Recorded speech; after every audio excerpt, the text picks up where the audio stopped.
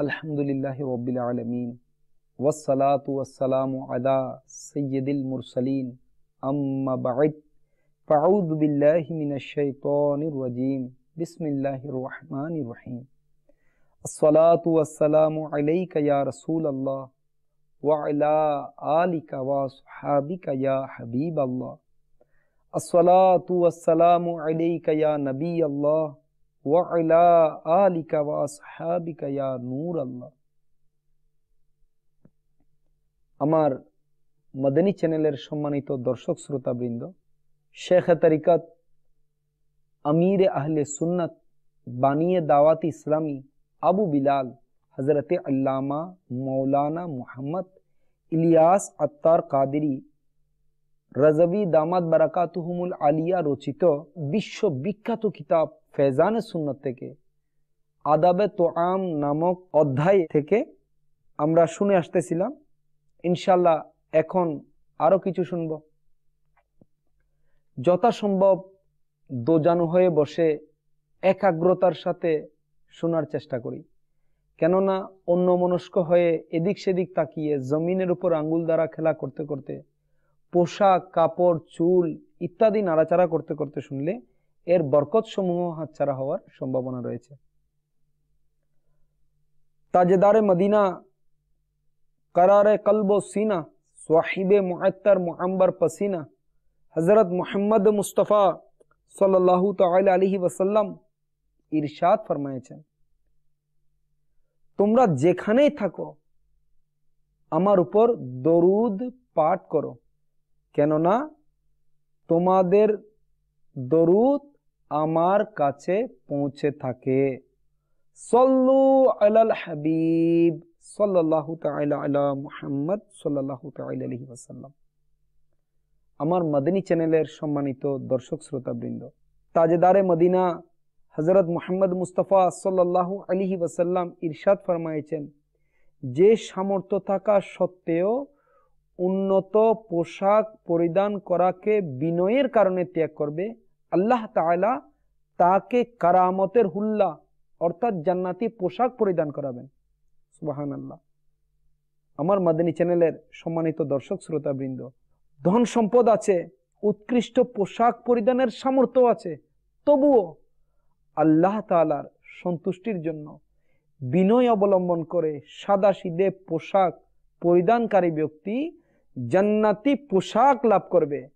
আর এটা দিবা লোকের ন্যায় স্পষ্ট, যে জান্নাতের পোশাক পাবে সে নিশ্চিত জান্নাতেও যাবে।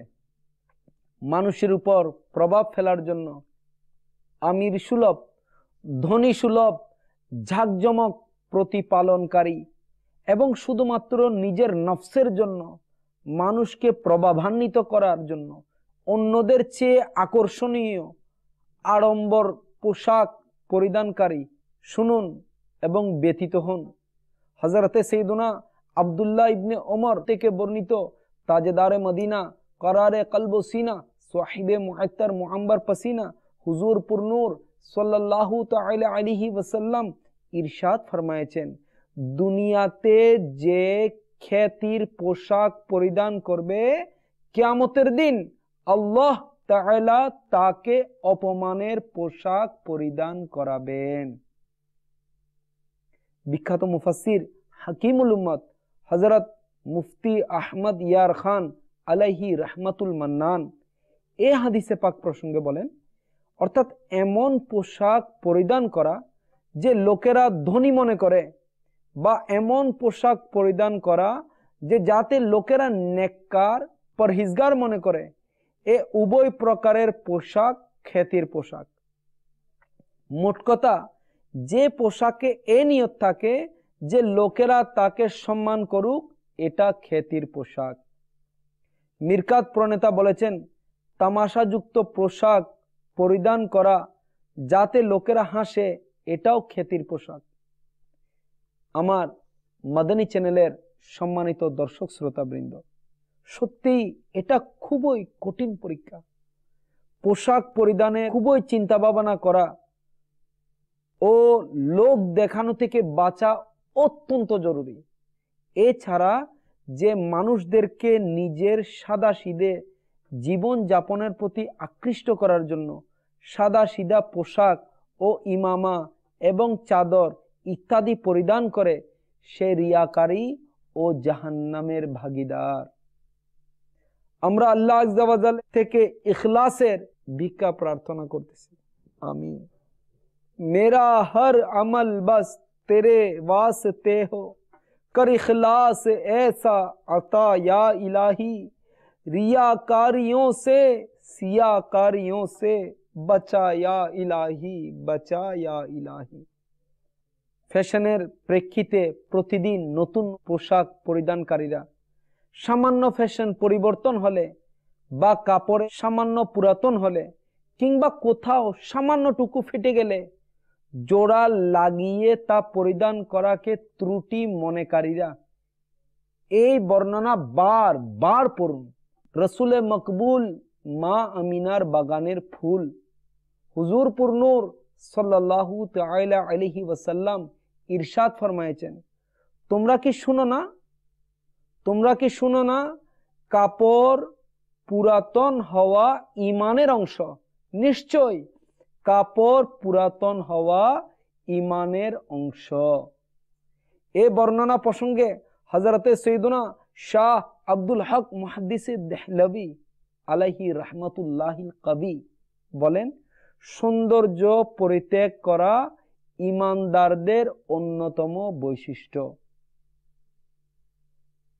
হযরতে সৈয়দনা আমর বিন কাইস রাদিয়াল্লাহু তাআলা আনহু বলেন, মৌলা আলী শের খুদা রাদিয়াল্লাহু তাআলা আনহু এর বরকতময় খিদমতে আরজ করা হলো, আপনি আপনার কাপড়ে তালি কেন লাগান? বললেন, এতে অন্তর নরম থাকে আর ঈমানদার ব্যক্তি এর অনুসরণ করে, অর্থাৎ ঈমানদারের অন্তর নরমই হওয়া উচিত। হযরতে সৈয়দনা আনাস বিন মালিক রাদিয়াল্লাহু তাআলা আনহু বলেন, মক্কায়ে মুকাররমার সরকার, মদিনায়ে মুনাওয়ারার সরদার, উভয় জগতের মালিক ও মুখতার হুজুর পুরনূর সাল্লাল্লাহু আলাইহি ওয়াসাল্লাম দাঁড়িয়ে পান করতে ও দাঁড়িয়ে আহার করতে নিষেধ করেছেন। ইতালির এক খাদ্য বিশেষজ্ঞ ডাক্তারের বর্ণনা, দাঁড়িয়ে খাওয়ার দরুন প্লীহা ও হৃদরোগ ছাড়াও মানসিক রোগ সমূহ সৃষ্টি করে থাকে। এমনকি অনেক সময় মানুষ এমনভাবে পাগল হয়ে যায় যে নিজের পরিচয় পর্যন্ত ভুলে যায়। ডান হাতে পানাহার করা সুন্নাত।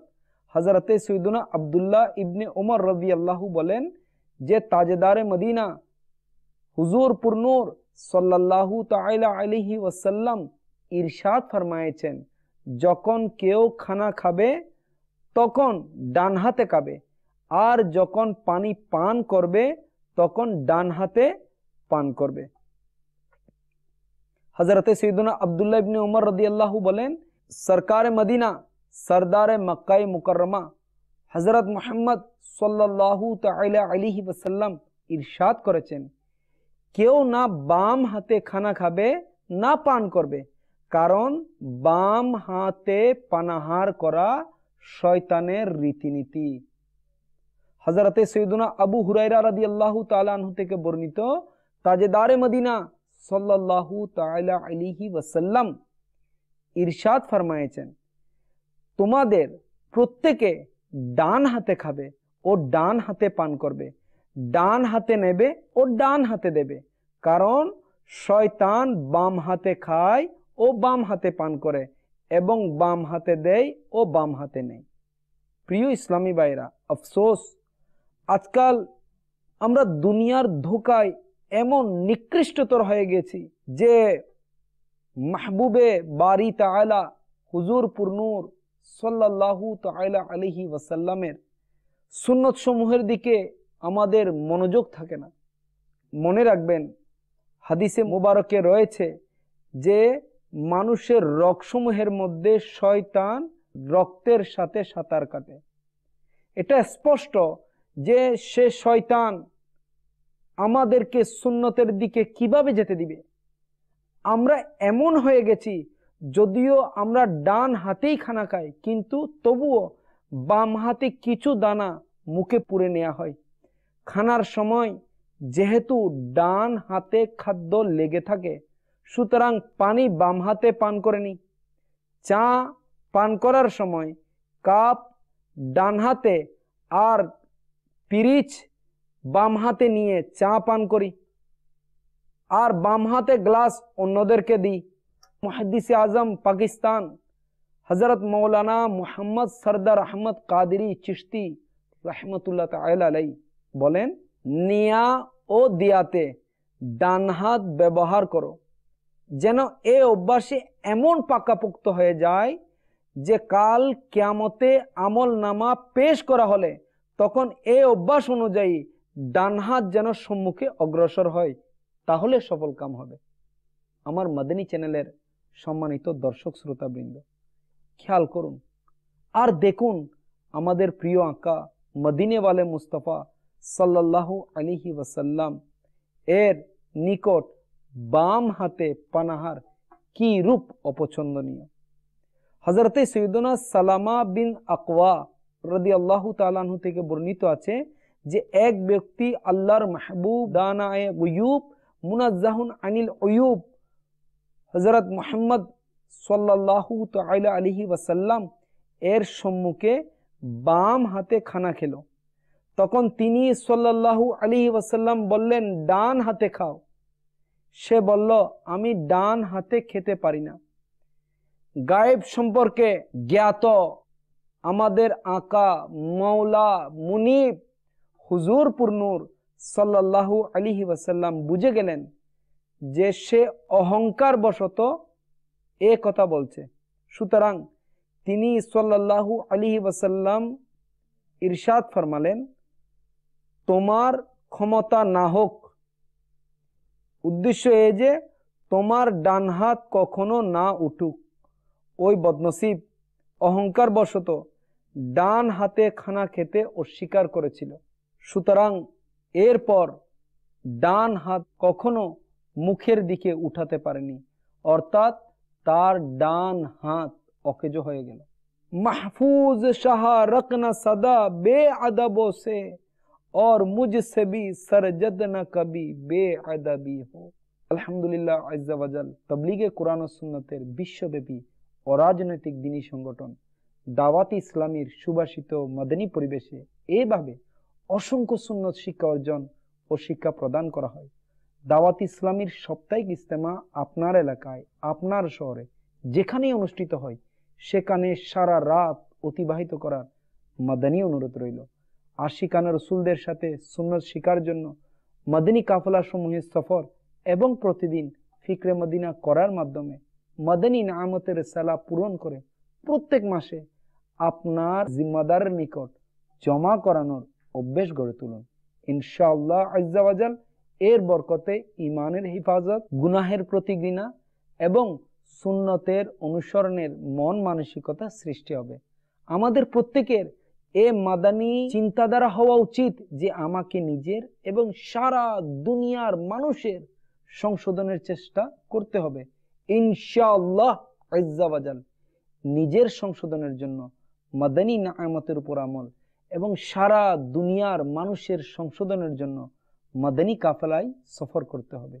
আল্লাহ করম ऐसा करे तुझ पे जहां में ए दावती इस्लामी तेरी धूम मची हो। आमीन बिजाहिन नबील आमीन सल्लल्लाहु तआला अलैहि वसल्लम। सल्लू अलल हबीब सल्लल्लाहु तआला अला मुहम्मद।